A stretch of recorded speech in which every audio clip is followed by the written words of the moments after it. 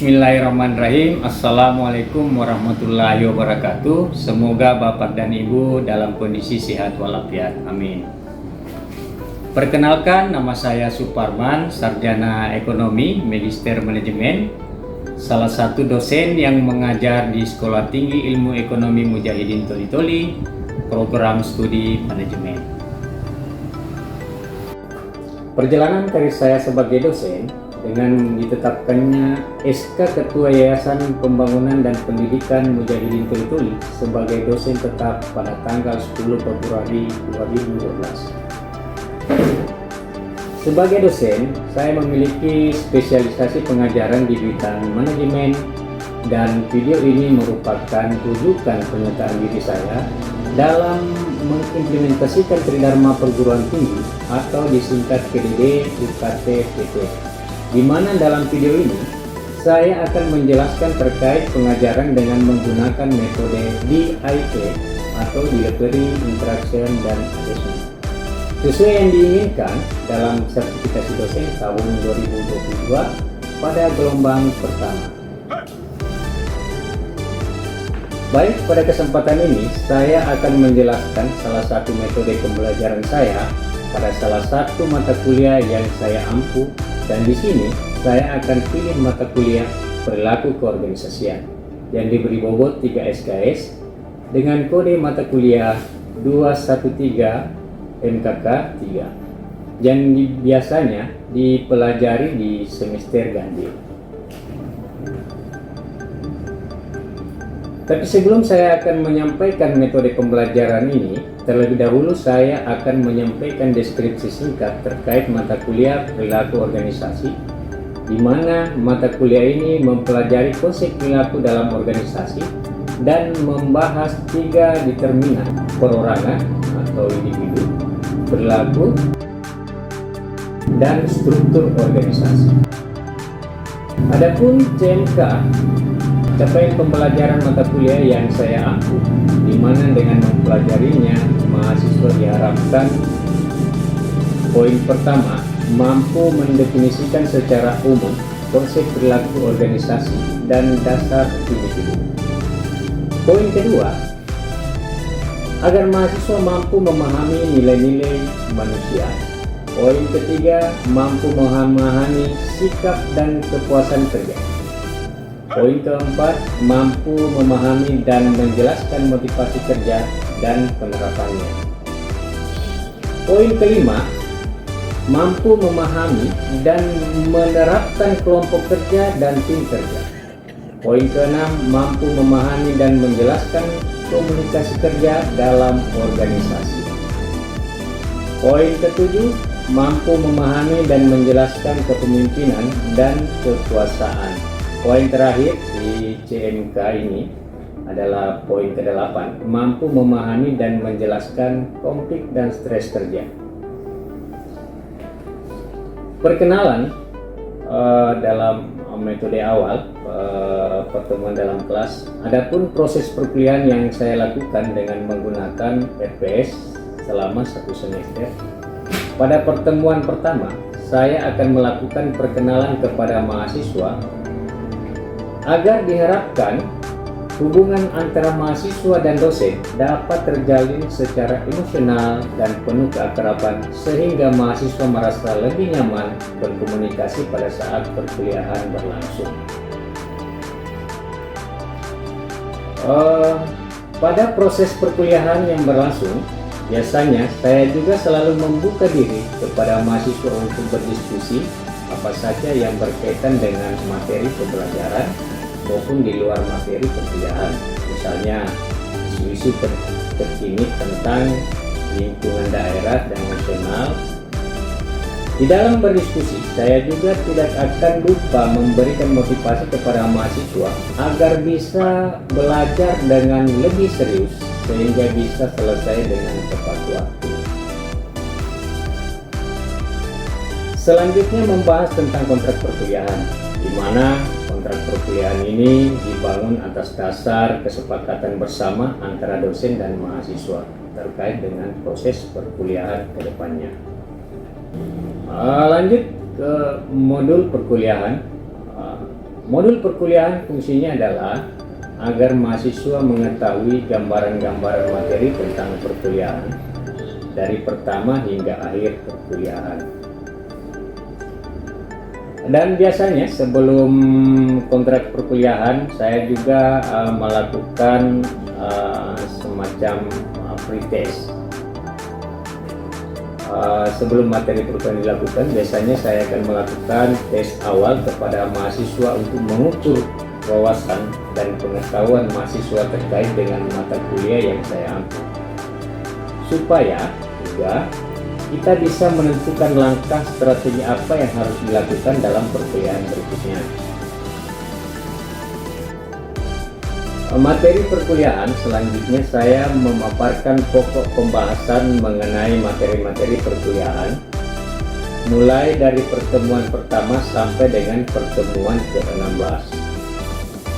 Pertama, sama dengan tadi kontrak perkuliahan pada saat pertemuan awal. Kemudian pertemuan kedua itu adalah konsep perilaku organisasi. Di pertemuan ketiga, dasar-dasar perilaku individu. Pertemuan keempat, nilai-nilai manusia. Pertemuan kelima, sikap dan kepuasan kerja. Pertemuan keenam, persepsi dan pengambilan keputusan. Poin ketujuh atau pertemuan ketujuh adalah dasar-dasar teori motivasi. Di pertemuan ke-8 biasanya kita lakukan adalah ujian tengah semester ya, mengevaluasi selama pembelajaran 8 kali pertemuan atau 7 kali pertemuan. Dan kemudian biasanya saya lanjutkan dengan teori sisipan ya, konsep teori motivasi ke penerapan. Selanjutnya pertemuan ke-9 adalah perilaku kelompok. Pertemuan ke-10 tim kerja. Pertemuan ke-11 komunikasi dalam organisasi. Pertemuan ke-12 kepemimpinan. Pertemuan ke-13 adalah file studi. Biasanya pada pertemuan ke-13 ini mahasiswa akan turun ke lapangan atau studi lapangan, di mana dia bisa akan mendapatkan pengetahuan-pengetahuan baru di dalam perusahaan. Kemudian pertemuan ke-14 kekuasaan dan politik dalam organisasi. Pertemuan ke-15 itu materi terakhir adalah konflik dan stres kerja. Seterusnya pertemuan ke-16 itu adalah ujian akhir semester. Lanjut, saya akan memaparkan strategi pengajaran saya dengan menggunakan metode DAE. Dalam pemaparan materi perkuliahan ini, supaya bisa diterima dengan baik oleh mahasiswa, saya menyampaikan materi yang bersumber dari beberapa textbook, di antaranya perilaku keorganisasian yang ditulis oleh Dr. Sophia, MM, dan PD. Selanjutnya, juga saya memberikan kepada mahasiswa studi kasus, kemudian dikerjakan secara bersama-sama dalam berkelompok, dibikin makalah, kemudian dipraktikkan dalam bentuk video dan dipresentasikan di depan kelas dengan pertemuan berikutnya. Agar dapat berinteraksi dengan mahasiswa secara baik dan benar, saya menggunakan beberapa langkah-langkah, diantaranya komunikasi di dalam kelas. Saya akan memberikan kesempatan kepada mahasiswa untuk berpartisipasi aktif melalui pertanyaan atau tanggapan atas materi perkuliahan yang saya sampaikan, dan juga biasanya berinteraksi di luar kelas dengan menggunakan media komunikasi seperti Classroom, Google Meeting, kemudian media lainnya seperti WhatsApp dan email. Adapun langkah-langkah evaluasi dan penilaian terhadap mahasiswa adalah pada awal perkuliahan dengan pembahasan kontrak perkuliahan memulai kesepakatan bersama. memuat beberapa komponen yang ada di dalamnya, diantaranya kontrak perkuliahan dengan bobot perkuliahan untuk kehadiran dengan sebesar 25%, kemudian tugas dengan bobot sebesar 20%, ujian tengah semester dengan bobot 25%, terakhir ujian akhir semester itu diberi bobot 30%. Kemudian bentuk angka saya akan memberikan kesempatan kepada mahasiswa untuk perbaikan nilainya jika di kemudian terdapat kekeliruan dengan waktu kurang lebih 1 minggu dalam perbaikan. Dalam mengimplementasikan kedisiplinan memang sangatlah penting untuk dilakukan dengan baik. Maka dari itu, saya selaku dosen selalu melakukan perubahan-perubahan metode atau strategi dalam pembelajaran agar capaian diharapkan kepada mahasiswa itu bisa tercapai.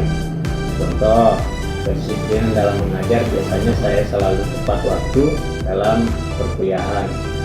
Dan mahasiswa yang terlambat 15 menit pada proses perkuliahan sedang berlangsung tidak diperkenankan masuk dalam kelas. Begitu juga dalam pemberian tugas mahasiswa yang mengerjakan tugasnya baik secara berkelompok maupun individu. Harus tepat waktu sesuai dengan jadwal yang ditetapkan. Bagi mahasiswa yang tidak tepat waktu, kami akan memberikan sanksi berupa pengurangan nilai. Selaku dosen berperan sebagai pendidik harus memperlihatkan perilaku dan etika yang bisa diteladani oleh mahasiswa. Begitu juga dalam melaksanakan pembelajaran. Senantiasa menekankan kepada mahasiswa agar senantiasa mentaati aturan-aturan yang berlaku di lingkungan akademik. Contohnya, berbicara di dalam kelas, menerima telepon, dan menekankan mahasiswa untuk berpakaian rapi dan sopan pada saat mengikuti perkuliahan sesuai dengan etika dan norma yang telah ditetapkan oleh institusi.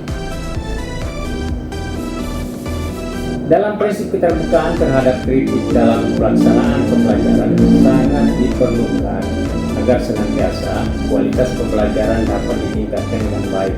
Biasanya yang saya lakukan pada akhir perkuliahan atau pertemuan akhir sebelum ujian semester, saya meminta waktu kepada mahasiswa kurang lebih 15 menit untuk mengedarkan kuesioner atau angket yang berisikan evaluasi diri atau menggunakan media online Google Dokumen ke masing-masing mahasiswa agar lembaran evaluasi diri tersebut diisi sesuai dengan kondisi yang mereka jalani pada saat pembelajaran.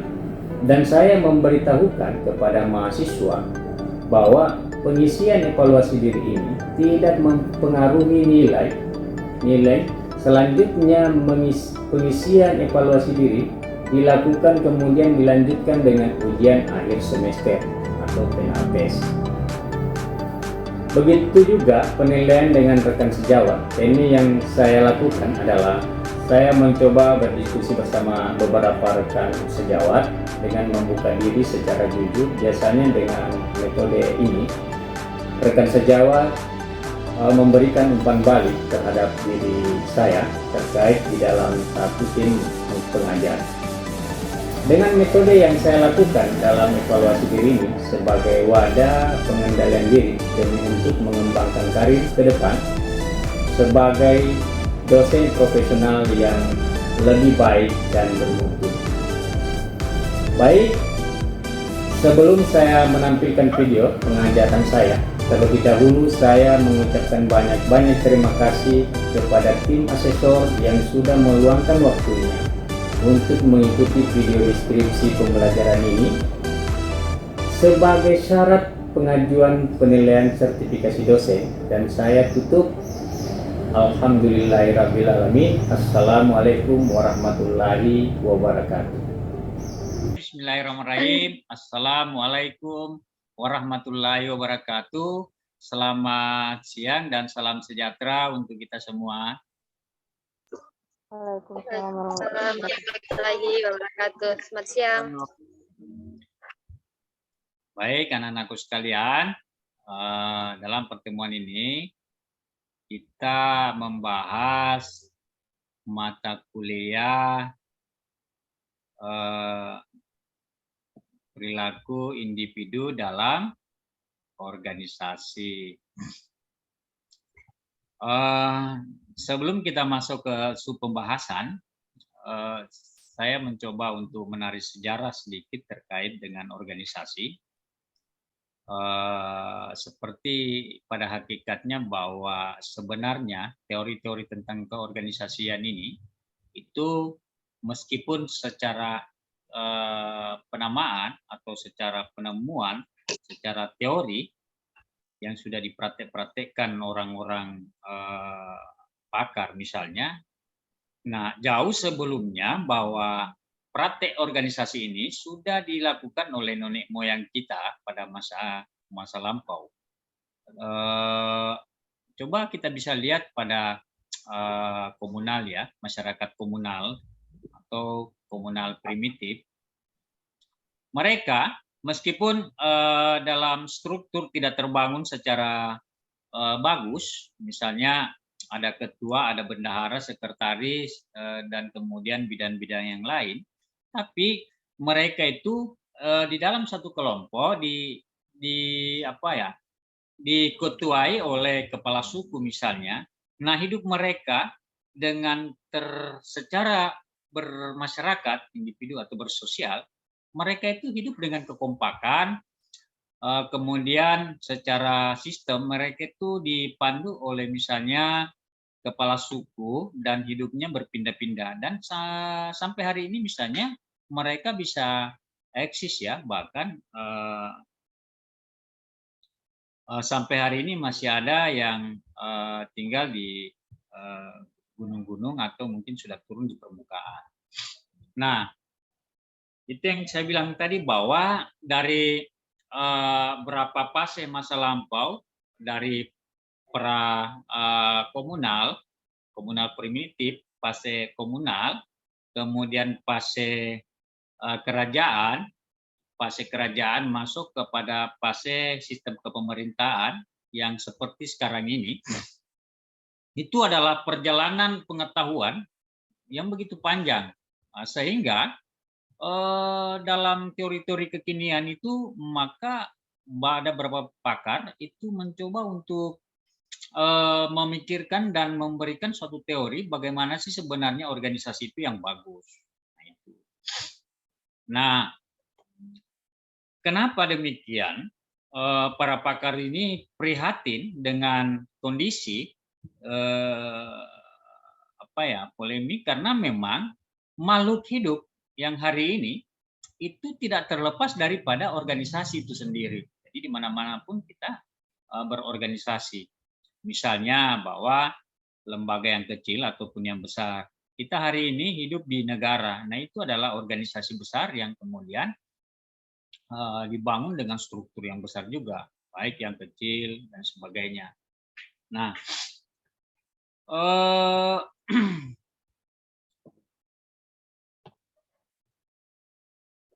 lambat jaringan ya. Nah, itu adalah gambaran sejarah ya. Fase sejarah kita masuk ke gambaran umum, misalnya perilaku individu dalam organisasi itu sendiri. Kenapa mesti bahwa pengetahuan perilaku individu dalam organisasi itu sangat penting untuk dipelajari? Karena kalau kita memahami perilaku individu seseorang dalam organisasi, maka kita mampu berpikir, kemudian bertindak, kemudian bersikap dengan tepat. Maka misalnya contoh, kalau kita sebagai owner, maka kita mampu memahami perilaku bawahan kita. Bagaimana kemudian begitu kita pahami perilaku mereka, maka kita mampu menggerakkan roda organisasi ini ke arah cita-cita organisasi itu sendiri, menggerakkan sumber daya manusia yang ada di dalamnya. Itulah gunanya misalnya kalau kita seorang owner maupun bawahan, misalnya kalau bawahan mampu memahami karakter atau perilaku bosnya. Nah, tentu ketika dia sudah memahami perilaku bosnya, maka dia akan memberikan sesuatu yang dia senangi bosnya. Itu biasanya itu bahwa orang-orang yang seperti ini biasanya itu cepat naik pangkat. Karena kenapa? Kedekatan bosnya. Karena begitu dia komunikasi, bosnya merasa nyaman. Karena dia tahu persis sebenarnya karakter yang dia inginkan bosnya seperti apa. Gitu ya. Nah, itulah pentingnya perilaku individu dalam suatu organisasi. Nah, perilaku individu itu di dalamnya itu kalau menurut Nimbrand itu tidak terlepas daripada karakteristiknya itu sendiri. Jadi karakternya ya, kalau individu itu maka ada karakter di dalamnya. Nah, Nimbrand ini itu membagi beberapa ciri-ciri karakteristik menurut dia. Pertama itu adalah biografis,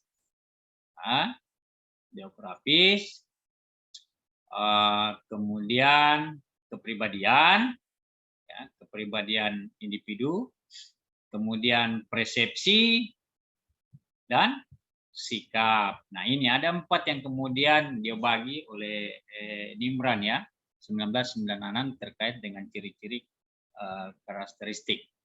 Nah, sebelum kita lebih lanjut membahas tentang biografis, kepribadian, persepsi, dan sikap, saya mau minta respon kepada anakku sekalian tentang apa sih yang dimaksud dengan karakteristik itu sendiri. Ayo, siapa? Saya Pak. Ya, Fadil. Perkenalkan, nama saya Muhammad Fadil, NPM 2021-10-043.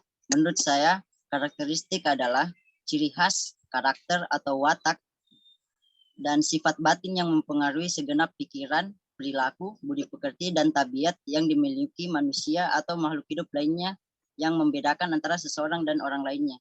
Terima kasih, Pak. Bagus, Fadil. Ada lagi yang lain yang mencoba untuk menambahkan apa yang dimaksud dengan karakteristik? Siapa? Saya Pak, Sarmila. Ya, Sarmila. Perkenalkan, nama saya Sarmila, NPM 2021-10-101. Saya akan menambahkan mengenai karakteristik. Jadi, menurut KBBI, tentang karakteristik adalah sifat khas suatu individu yang sesuai dengan perwatakan tertentu. Itu, Pak. Bagus. Terima kasih. Mantap. Jadi, KBBI itu ya, Kamus Besar Bahasa Indonesia. Dia menerjemahkan bahwa karakteristik itu adalah sifat khas seseorang yang sesuai dengan perwatakan tertentu. Nah, jadi bicara persoalan karakter manusia, di situ ada watak, ya, sesuai dengan wataknya tertentu. Nah, watak pun itu menurut sepengetahuan saya itu dibagi lagi menjadi 2. Nah, seperti yang saya bilang bahwa kalau misalnya orangnya baik, dasarnya baik, maka potensinya akan menjadi baik. Itu dalam penyebutannya itu biasa yang disebut dengan budi pekerti. Kita lanjut ke pembahasan berikutnya, ciri-ciri biografis. Kita lanjut ke kepribadian. Nah, kepribadian adalah sebagai pengorganisasian yang dinamis. Jadi manusia itu harus mengorganisasikan potensi yang ada di dalam dirinya dan secara dinamis dari sistem psikofisik. Jadi psikofisik ini ada artinya bahwa sesuatu yang ada di dalam dirinya atau batinnya ya, atau hatinya lah. Dinamis dari sistem psikofisik dalam diri individu yang menentukan penyesuaian diri dengan lingkungannya. Itu siapa tadi yang bertanya bahwa kepribadian ya, bahwa sebagai pengorganisasian yang dinamis dari sistem psikofisik dari kejiwaannya di dalam diri individu itu sendiri akan menentukan penyesuaian diri dengan lingkungannya. Nah, itu kepribadian. Jadi maksudnya bahwa kepribadian itu adalah